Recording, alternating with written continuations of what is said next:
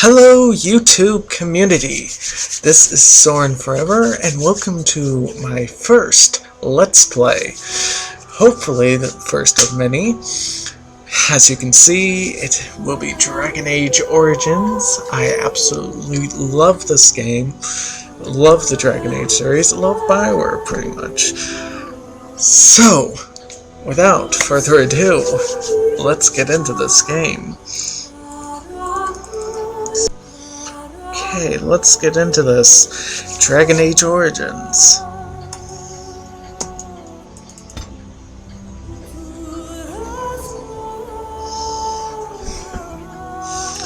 Loading, loading, loading.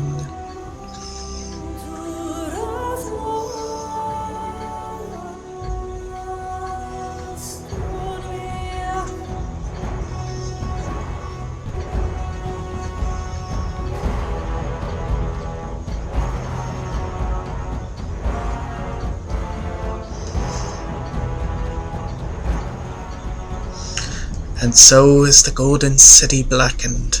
With each step you take in my hall, marvel at perfection, for it is fleeting. You have brought sin to heaven, and doom upon all the world. Canticle of Threnodies 8:13. The Chantry teaches us that it is the hubris of men which brought the Darkspawn into our world.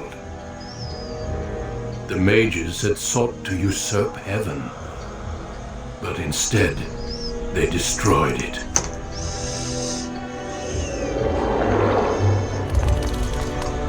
They were cast out, twisted and cursed by their own corruption.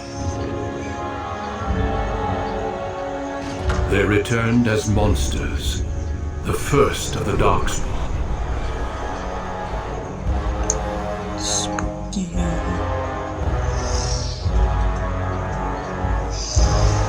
They became a blight upon the lands, unstoppable and relentless. The Dwarven kingdoms were the first to fall, and from the deep roads, the Darkspawn drove at us again and again, until finally we neared annihilation.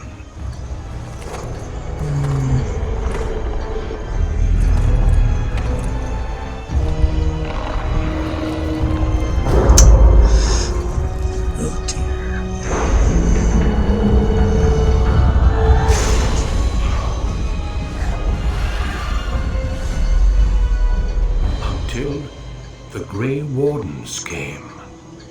Men and women from every race, warriors and mages, barbarians and kings. The Grey Wardens sacrificed everything to stem the tide of darkness, and prevailed.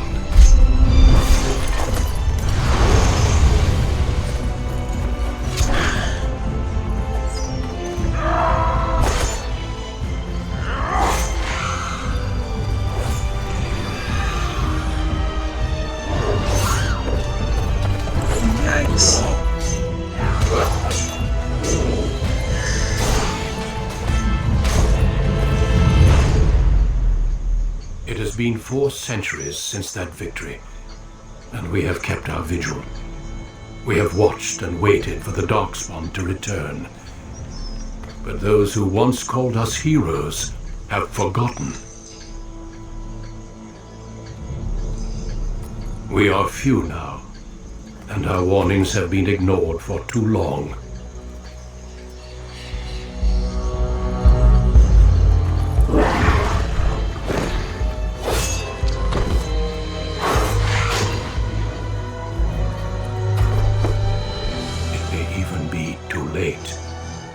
For I have seen with my own eyes what lies on the horizon. Maker, help us all. Alright, are you guys excited? I'm excited. Let's get in to building our character. The background you select will determine which of 6 distinct opening stories you play through. It also affects how characters respond to you throughout the game. Let's go. we will be a male for certain. Definitely an elf. And I think we'll be a mage. Yeah, a mage. I'm feeling an elven mage on this playthrough. Let's go. Magi. Wielding a power as dangerous as it is potent, you know that magic is a curse for those lacking the will to control it. You anxiously await your harrowing, the one chance to prove yourself against the demons lurking without and within. Succeed or be slaughtered by the knights who ward against your kind. Greetings. Let's see.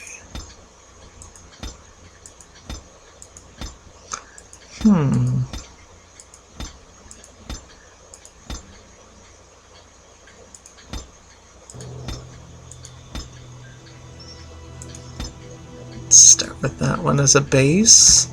Skin tone.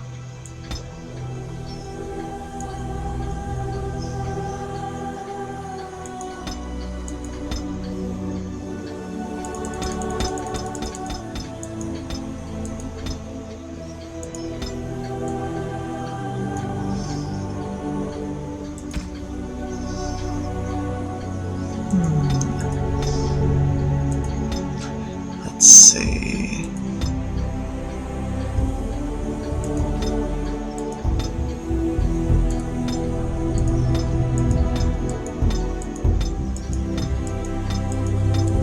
As you can see, I am a big fan of mods. So, let's see.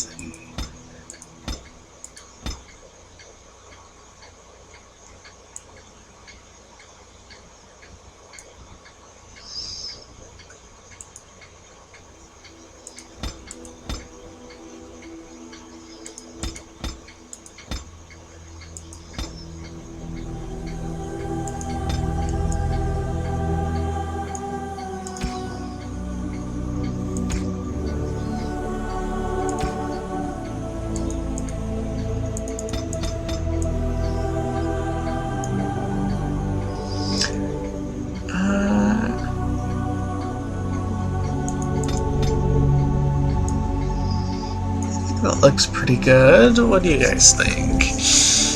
Yeah, I kind of like it. So let's...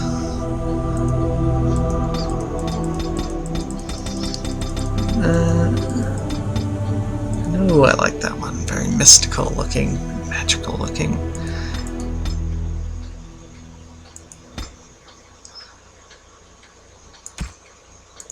No! It is gone! How do you do? Damn, lost the spell! Greetings. Well, that didn't work. Well, this is odd. My what? Greetings. I cannot cast it! It is unharmed. Excuse me. Charmed, I'm sure. Greetings. Oh, my spell! My weapon does nothing. Greetings. Well, that didn't work. And a name. Well, of course. His name will be Soren. Alright, here he is. Soren Sarana, the Elven Mage.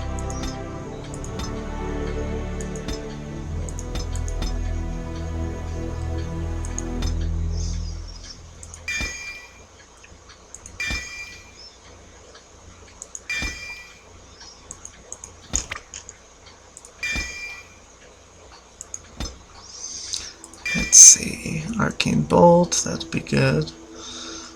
I'm definitely gonna go the Elemental route. I love playing an Elemental Mage. So, yeah, let's get into this.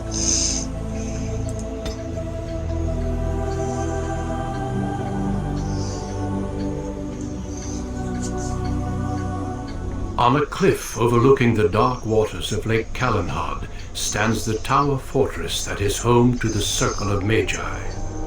This tower is the only place in Ferelden where mages may study their art among others of their kind. Within the high stone walls, the Circle practices its magic and trains apprentices in the proper use of their powers. But the Circle Tower is as much a prison as a refuge. The ever-vigilant Templars of the Chantry watch over all mages, constantly alert for any sign of corruption. This gilded cage is the only world you know. Found to be sensitive to magic at a young age, you were torn from your family and grafted here as an apprentice. Now, that apprenticeship is nearly over.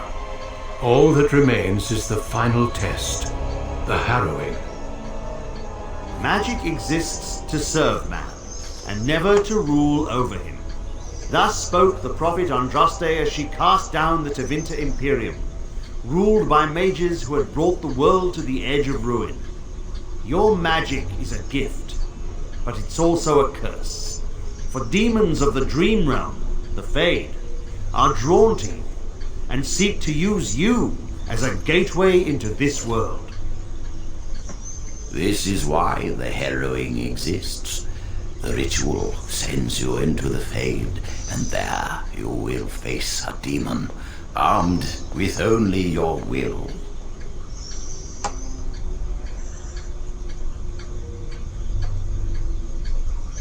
I am ready.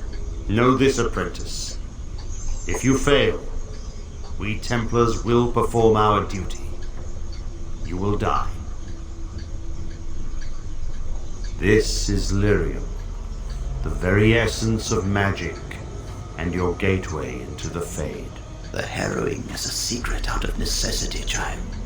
Every mage must go through this trial by fire. As we succeeded, so shall you. Keep your wits about you, and remember the Fade is a realm of dreams.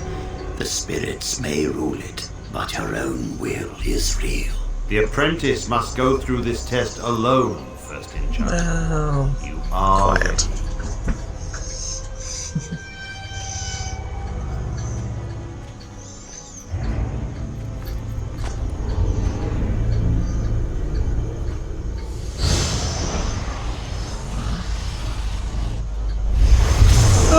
Bright light! Bright light!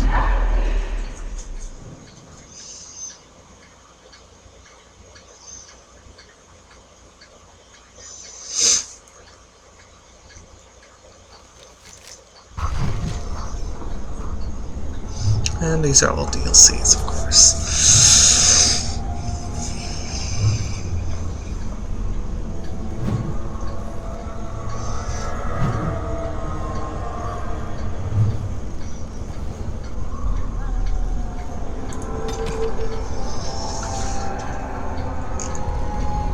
The harrowing. Among apprentices of the Circle, nothing is regarded with more fear than the harrowing.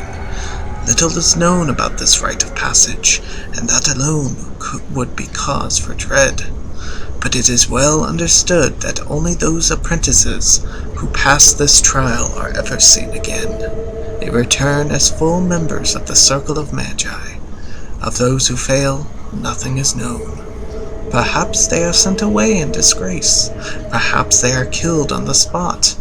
I heard one patently ridiculous rumor among the Circle at Ravane, which claimed that failed apprentices were transformed into pigs, fattened up, and served at dinner to the senior enchanters. But I could find no evidence that the Ravani Circle ate any particular quantity of pork. From In Pursuit of Knowledge, The Travels of a Chantry Scholar by Brother Genitivi.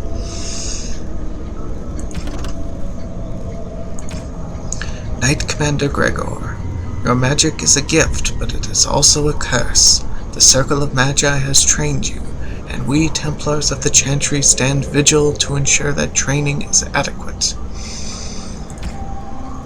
First Enchanter Irving, if you want to survive, you must learn the rules and realize that sometimes sacrifices are necessary.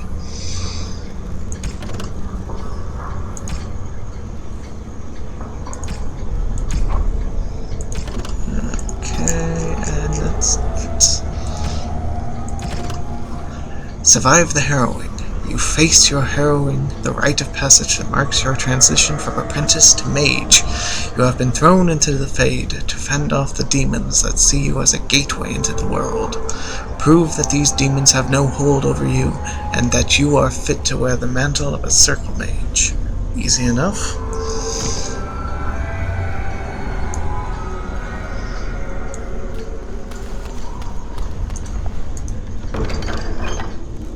Shimmering orb of light.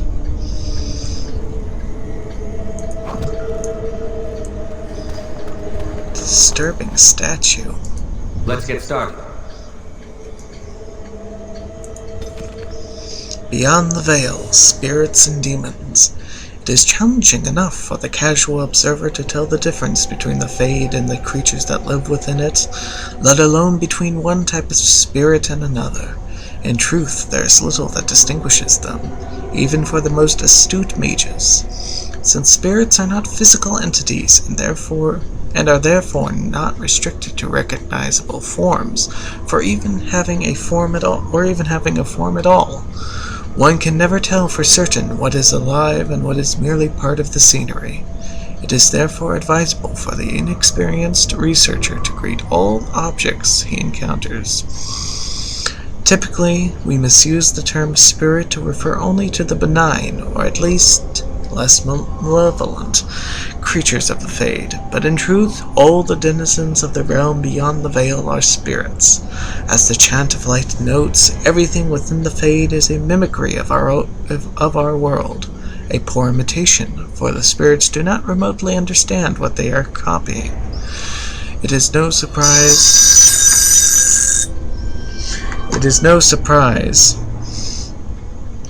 that much of the Fade appears like a manuscript translated from Tevinter into Arlesian and back again by drunken initiates. In general, spirits are not complex, or rather they are not complex as we understand such things. Each one seizes upon a single facet of human experience: rage, hunger, compassion, hope, etc. This one idea becomes their identity. We classify as demons those spirits who identify themselves with darker human emotions and ideas. The most common and weakest form of demon one encounters in the Fade is the rage demon. They are much like perpetually boiling kettles, for they exist only to vent hatred, but rarely have an object to hate. Somewhat above these are the hunger demons, who do little but eat or attempt to eat everything they encounter, including other demons. This is rarely successful. Then there are the sloth demons. These are the first intelligent creatures one typically finds in the Fade. They are dangerous only on those rare occasions that they can be induced to get up and do harm. Desire demons are more clever and far more powerful, using all forms of bribery to induce mortals into their realms. Wealth, love, vengeance, whatever lies closest to your heart. The most powerful demons yet encountered are the pride demons, perhaps because they, among all their kind, most resemble men. From Beyond the Veil, Spirits and Demons by enchanter Murdramel. Interesting.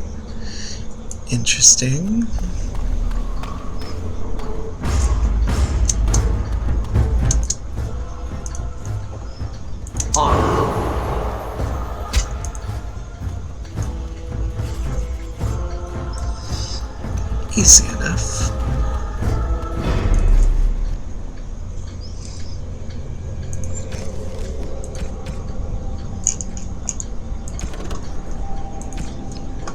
Wisp. A great deal is made of the most powerful demons, those that create abominations and those that have changed the history of Thedas. It is often forgotten that not all demons are such awe-inspiring beings. Some that break through the cracks in the veil into our world are known as wisps, a sliver of thought that once was. A wisp is a demon that has lost its power. Either it has existed in our world for too long without finding a true host, or it has been destroyed. Often so we found by other demons. what remains of its mind clings tightly to the one concept that created it, a hatred for all things living. While its ability to target a living creature is limited, these wisps often mindlessly attack when encountered in the Fade. In the living world, they often have been known to maliciously lure the living into dangerous areas, being mistaken for lanterns or other civilized light sources. This does, however, seem to be the very limit of their cunning. From the journal of former senior enchanter, Melius, once of the Circle of Ravane, declared apostate in 920 Dragon Age.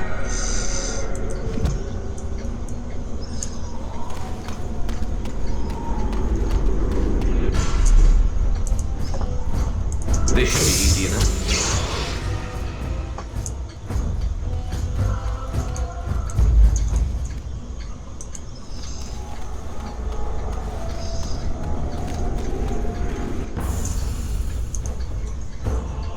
Right.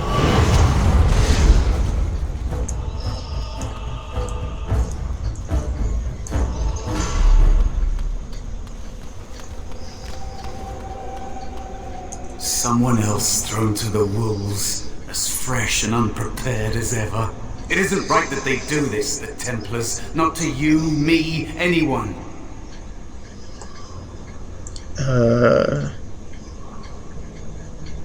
You're a talking rat? You think you're really here, in that body? You look like that because you think you do. It's always the same, but it's not your fault. You're in the same boat I was, aren't you? Allow me to welcome you to the Fade. You can call me, well, Mouse. You took the harrowing? It's fuzzy, that time before. They wake you up in the middle of the night and drag you to the harrowing chamber. And then, the Templars kill you if you take too long, you see. They figure you failed, and they don't want something getting out. That's what they did to me, I think. I have no body to reclaim, and you don't have much time before you end up the same.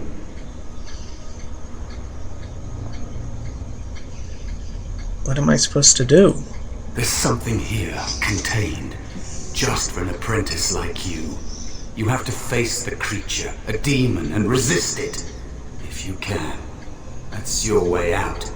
Or your opponents, if the Templars wouldn't kill you. A test for you. A tease for the creatures of the Fade.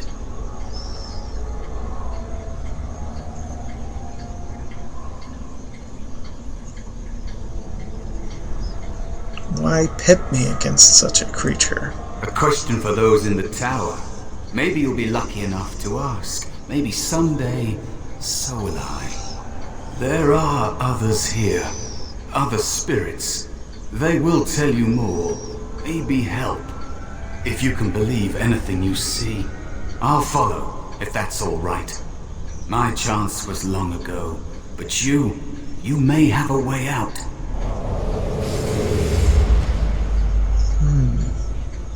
A dangerous spirit is not far. Don't go near it unless you're ready to fight.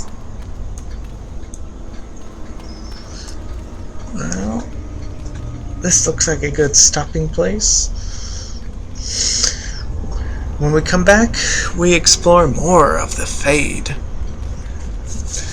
Maybe see about defeating this demon. Thanks again for watching. Everyone, good night and good luck.